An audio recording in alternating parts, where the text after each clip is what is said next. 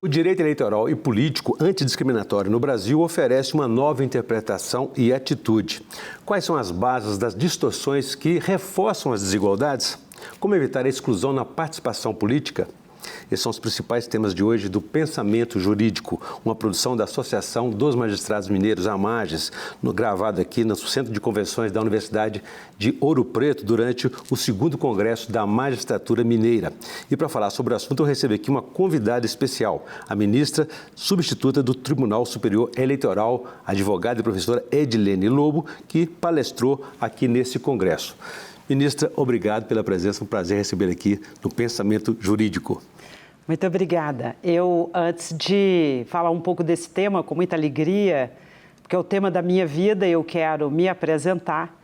Eu sou Edilene Lobo, o meu querido amigo Orion já disse das minhas atividades mais imediatas e quero fazer a minha autodescrição. Eu sou uma mulher negra, eu tenho cabelos crespos na altura dos ombros, eu estou trajando um paletó preto com uma camiseta lilás, essa cor tão importante para nós e que diz muito da necessidade das mulheres se verem e se representarem na vida. Muito obrigada por essa oportunidade. Ministro, obrigado por essa descrição, autodescrição. Eu quero acrescentar também que ela está empossada recentemente, em agosto passado, no Tribunal Superior Eleitoral. E parabéns e sucesso nesse novo desafio. Muito obrigada. E a você que nos acompanha, por favor, inscrever-se no canal da AMAGES no YouTube e deixar suas sugestões e comentários que serão muito bem-vindos. Ministra, a senhora palestrou no Congresso da Magistratura Mineira aqui em Ouro Preto, tratando desse tema interessante e novo, pelo menos para mim, do direito eleitoral e político antidiscriminatório. Que forma é essa de ver o direito? Bom, há bastante tempo que eu ministro essa temática na universidade, eu sou professora de Direito Eleitoral e Processo Eleitoral e venho observando que a legislação brasileira ela tem sido alterada ao longo do tempo. Isso é produto, claro, do esforço e da luta de muitas pessoas e eu diria, principalmente para os interessados no mundo jurídico, que nós temos um conjunto regrativo partindo da Constituição, passando por algumas leis e resoluções do Tribunal Superior Eleitoral, que já nos permite dizer que essa é uma disciplina com autonomia. O chamado direito eleitoral antidiscriminatório, ele se estrutura basicamente no princípio da igualdade como princípio emancipatório. E mais adiante, com as perguntas e as nossas interações aqui, eu falo um pouco mais. Se eu entendi bem, o objetivo, então, é atenuar as desigualdades sociais, garantir, por exemplo, aí, os direitos das minorias e também a inclusão e a acessibilidade a todos. Eu diria que não atenuar. O meu desejo é eliminar essas desigualdades, porque esse é o compromisso constitucional. Erradicar a desigualdade, erradicar a pobreza, erradicar a discriminação. Mas a ideia é essa plataforma de regras, nesse campo que eu estou chamando de direito eleitoral antidiscriminatório, essa plataforma vem exatamente para tratar promoção e visibilidade de mulheres, inclusão e participação de pessoas negras, pessoas indígenas, pessoas com deficiência, enfim, é a ideia de colocar no retrato do poder público os grupos minorizados no Brasil. É representatividade, né, ministra? Claro, perfeitamente. Agora, eu falei há pouco no início aqui, chamei de distorções, né? Quais são essas bases dessas distorções que reforçam essas desigualdades na sociedade brasileira? Bom, a principal delas, quando nós falamos de mulheres na vida pública, é observarmos que nós somos 52% do eleitorado nacional. E na Câmara Federal, de 513, nós somos 91 componentes. Significa que perto de 18% de mulheres compõem a Câmara Federal. Desse número de 91 mulheres, apenas 30 são mulheres negras, quando sabemos que a proporção de mulheres negras na sociedade brasileira é igual ou maior a 30%. Então, a primeira grande distorção é nós não vermos nessa fotografia do poder político brasileiro E eu falei da Câmara Federal, mas eu posso dar números das câmaras municipais, das assembleias legislativas, do Senado. No Senado da República tem uma única senadora negra. Do total daquela casa, nós temos apenas 15% de mulheres.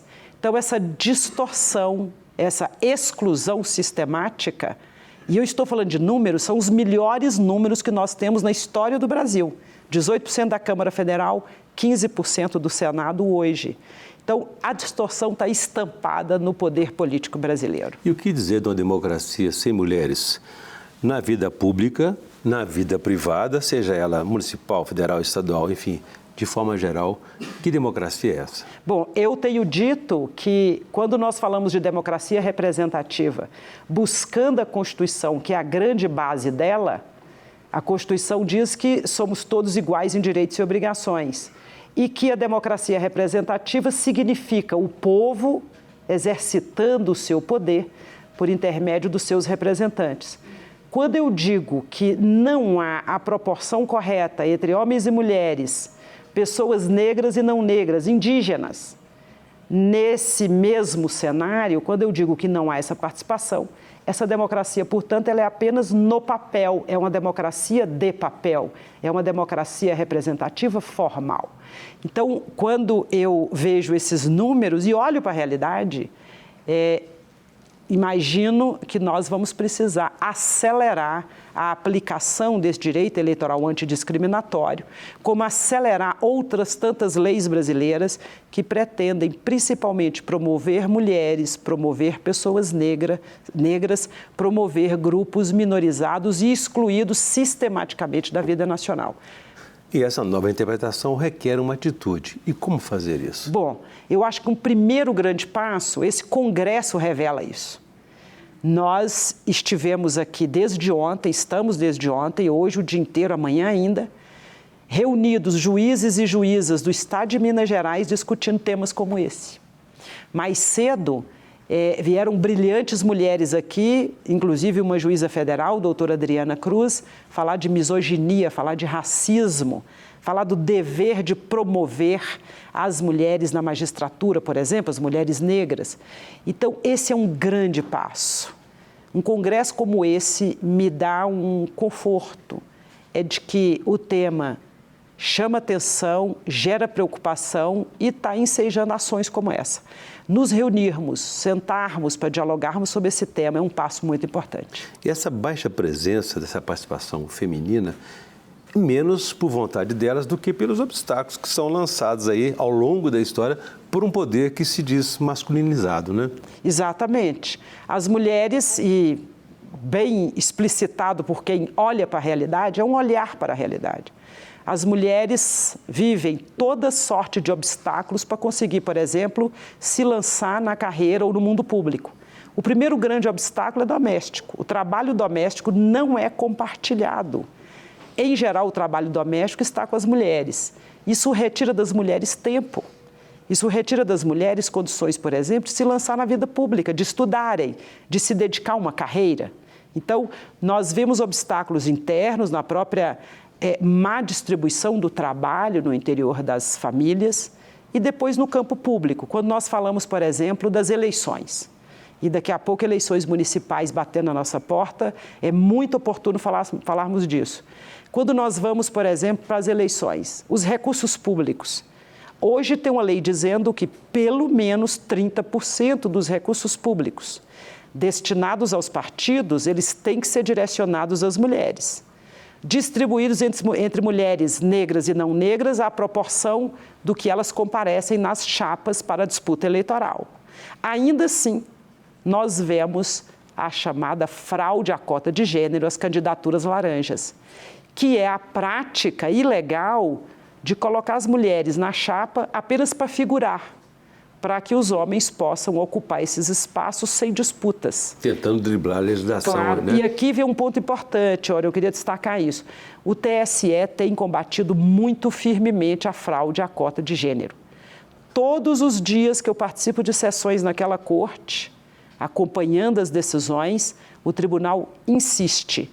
Quem se eleger a partir da fraude à cota de gênero vai perder o mandato. Então, é uma boa notícia para que nas eleições municipais, partidos, candidatos, candidatas se comprometam com a aplicação da regra e o respeito à democracia representativa. Fica então o recado aí. Agora, ministra, também é importante, a senhora está integrando a Corte Superior Eleitoral, como evitar e prevenir? É possível um trabalho nesse sentido também, para que isso não chegue a esse ponto que a senhora disse de cassação de um mandato? Sem dúvida. Eu acho fundamental, antes de tudo, os partidos têm que compreender, os partidos e as suas direções, que eles são instituições importantes dessa mesma democracia. No Brasil, os partidos detêm o monopólio das candidaturas.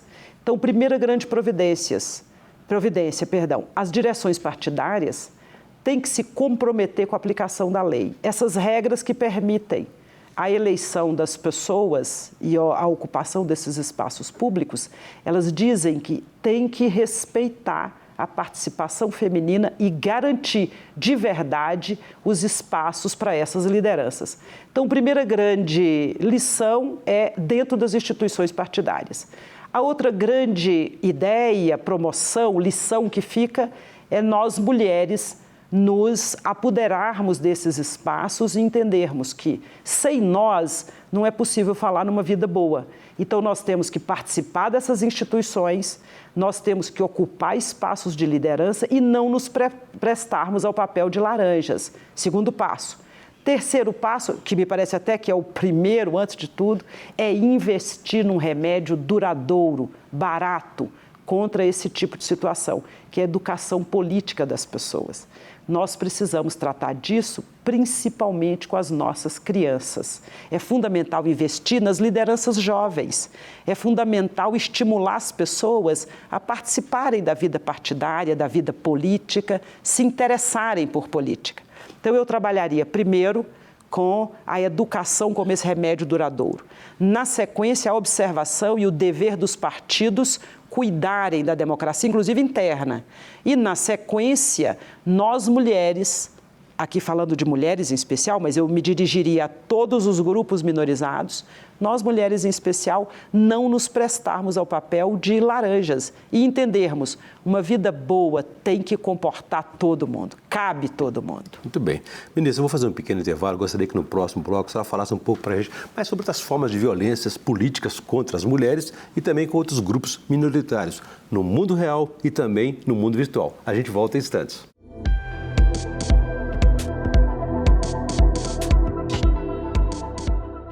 Estamos de volta com o Pensamento Jurídico, hoje uma edição especial gravada aqui direto do Centro de Convenções da Universidade Federal de Ouro Preto durante o 2º Congresso da Magistratura Mineira. Estamos discutindo agora sobre o direito eleitoral e político antidiscriminatório, suas novas interpretações e atitudes. A nossa entrevistada, nossa convidada especial é a ministra substituta do Tribunal Superior Eleitoral, Edilene Lobo. Ministra, deixei para a senhora uma questão no bloco anterior a respeito de outras formas de violência política contra as mulheres e grupos minoritários, especialmente no mundo real e mundo virtual. Tem me assustado muito o que eu vejo na internet, nas redes sociais. É possível combater as fake news, por exemplo? As agressões, o discurso de ódio que acontece ali? Quando nós falamos em violência política, uma delas, e eu acabava de mencionar, que a exclusão das mulheres do mundo da política é a principal violência que eu observo. Quando eu falo de violência política de raça, então eu falei de gênero, as mulheres fora do mundo da política. Quando eu falo de violência política racializada, com critério de racialização, de discriminação em decorrência da raça, eu destaco uma outra forma de violência, que é a exclusão das pessoas negras do mundo público, da vida política. É um apagamento. É um apagamento. E eu quero destacar que esse assunto, eu sempre digo, são práticas velhas que agora contam com uma lei nova. Desde 2021, nós temos a Lei 14.192 e essa lei tipifica os crimes de violência política de gênero e de raça. Então, é muito importante nós falarmos disso porque essas práticas velhas, sem regra contemporânea, digamos assim, possibilitou naturalizar certos comportamentos. Por exemplo, interromper as mulheres quando elas estão falando no plenário das casas legislativas, cortar a palavra, agredir as mulheres verbalmente pela sua condição de seres da política. Enfim, a lei, inclusive, desce a detalhes de quais são esses atos. Eu trouxe o dispositivo aqui para fazer a leitura, para a gente poder, inclusive com o nosso interlocutor, que não necessariamente seja do mundo jurídico, mas se interesse pelo assunto, a Lei 14.192, ela diz que é crime a seguinte conduta: violência de gênero no campo eleitoral. Assediar, constranger, humilhar, perseguir ou ameaçar por qualquer meio candidata a cargo eletivo ou detentora de mandato eletivo, utilizando-se de menosprezo ou discriminação à condição de mulher ou à sua cor, raça ou etnia, com a finalidade de impedir ou de dificultar a sua campanha eleitoral ou o desempenho do seu mandato eletivo. Esse crime tem uma pena de reclusão de 1 a 4 anos e multa. Além disso, esse crime pode ser agravado em decorrência do meio de difusão dessa agressão. E aí nós falamos do ambiente digital. A violência política de gênero por meio do discurso de ódio nas redes sociais, ela é agravada considerando a velocidade e a ampliação que um crime desse ganha com a difusão por meio das redes sociais. Outro grande tipo de violência, e você mencionava logo de início, que é a desinformação, a manipulação da realidade, ou a mentira mesmo, para obter proveitos, ou a desinformação, as fake news, com o discurso de ódio, para exclusão, para coação de pessoas negras, de mulheres, de pessoas de orientações sexuais próprias do coletivo LGBTQIA+, por exemplo, esse tipo de violência, eu reconheço que pelo mundo digital é mais difícil de ser combatida. Primeiro porque as pessoas de frente de uma tela se despersonalizam, perdem empatia e muitas vezes acham que porque no seu ambiente privado podem falar e fazer o que quiserem. Nós temos acompanhado aí essa conversa que se trataria de liberdade de expressão. E também a resposta veio da própria Justiça Eleitoral dizendo: liberdade de expressão não é liberdade de agressão. Quem se propõe a usar mentira para tirar proveito com finalidade eleitoral tem que responder com o rigor do que a lei estabelece. Tem que ser punido, tem que responder pela sua conduta. Agora, eu dizia, claro que no mundo digital, até pela própria velocidade e ampliação das ofensas, é muito difícil conter o dano e reestabelecer a verdade na proporção do que a mentira ganhou. Mas então, é por isso, desculpe já interrompê-la, nesse momento o país discute a regulação das redes sociais, né?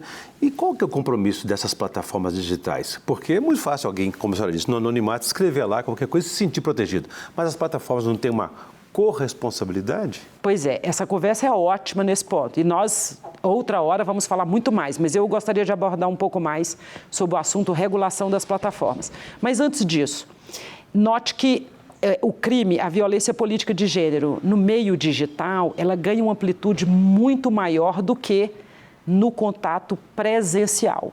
É violência do mesmo jeito, seja no mundo físico, seja no mundo digital. Mas no mundo digital, o que nós falamos de exponencialização, extensão da ofensa é realmente muito grande. Claro que é possível identificar agressores e agressoras e a lei deve ser aplicada contra essas pessoas.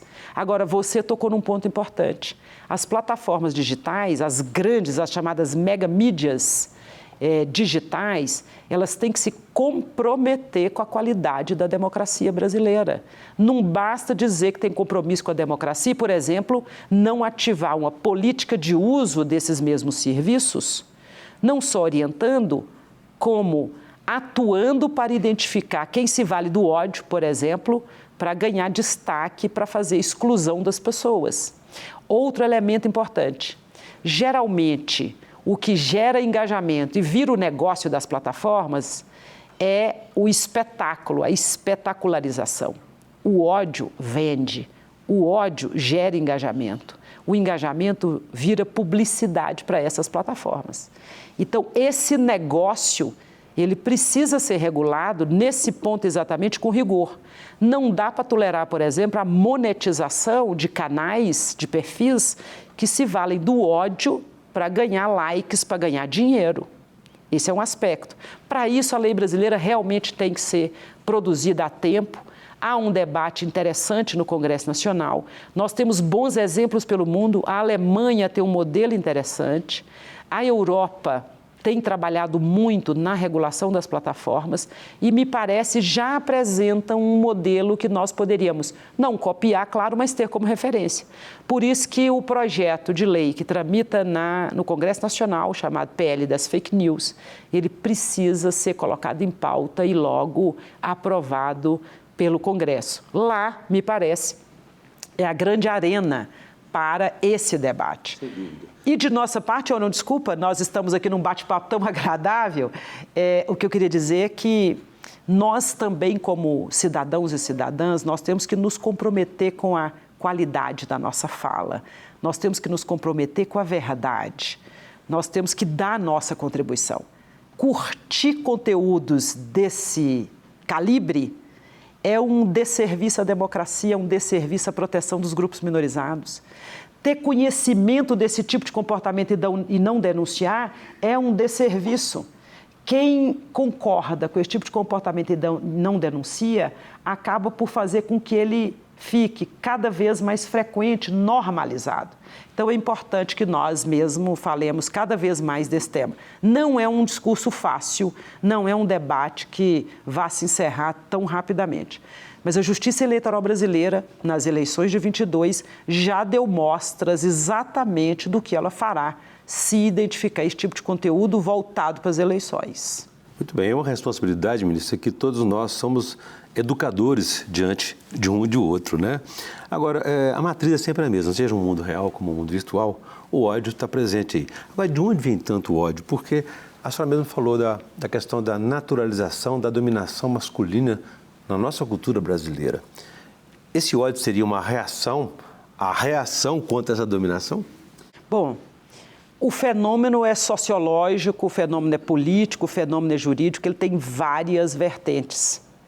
No mundo digital, o que eu posso identificar é que, além desse sentimento perverso, ruim, que algumas pessoas têm, no mundo digital ele foi ampliado, porque, como eu dizia, o ódio gera conteúdos que, por sua vez, incitam a indignação que gera engajamento. O engajamento rende publicidade. Então, o modelo, o negócio das plataformas digitais tem feito, inclusive pelos algoritmos que fazem esses conteúdos serem viralizados, esse modelo tem ampliado significativamente o ódio na sociedade brasileira. Eu, aliás, queria sugerir uma obra muito interessante, dois grandes livros. Um deles... Esse seria, então, o nosso quadro Pensamento Literário, que a ministra vai fazer a indicação de leitura para a nossa audiência, por favor, aqui na reta final do nosso Pensamento Jurídico.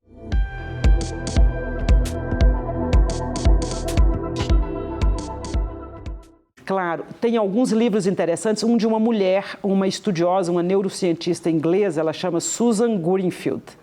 O livro dela tem o título, tem em português, uma obra muito interessante, com muitos dados, uma de leitura muito fácil, chama Transformações Mentais. E o outro, Tom Fisher, um jornalista, que escreveu Máquina do Caos, para falar desse ambiente das redes, desse negócio do mundo digital que tem estimulado cada vez mais o ódio e o extremismo. Então, esse deve ser um outro compromisso dessas plataformas, das mega mídias digitais. É possível ganhar dinheiro no mundo capitalista sem precisar destruir a própria sociedade. É possível vender o seu serviço, ter o seu negócio de publicidade, sem estimular esse tipo de comportamento. Então, fica aqui um diálogo franco e aberto das mídias e, claro, que vão ter que se submeter à legislação brasileira, que eu espero venha logo à moda do que nós já temos, eu dizia, na Alemanha, para tratar o extremismo e o discurso de ódio. Boas indicações nessa excelente entrevista da ministra substituta do Tribunal Superior Eleitoral, advogada e professora Edilene Lobo, palestrante aqui do 2º Congresso da Magistratura Mineira. Ministra, obrigado pela entrevista, foi um prazer recebê-la aqui.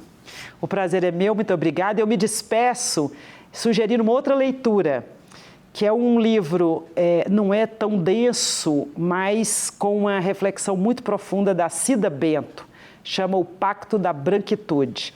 Se você tiver algum tempo, por favor, se dedique a essa leitura, que certamente você vai poder compreender um pouco mais como essa sociedade se formou de modo tão excludente das pessoas que a constroem. Muito obrigada e até uma próxima. Nós agradecemos também. Você quiser ver e rever essa entrevista, vá aos canais da Amagem no YouTube, nas redes sociais e também no site da associação. Ficamos por aqui. Obrigado e até a próxima.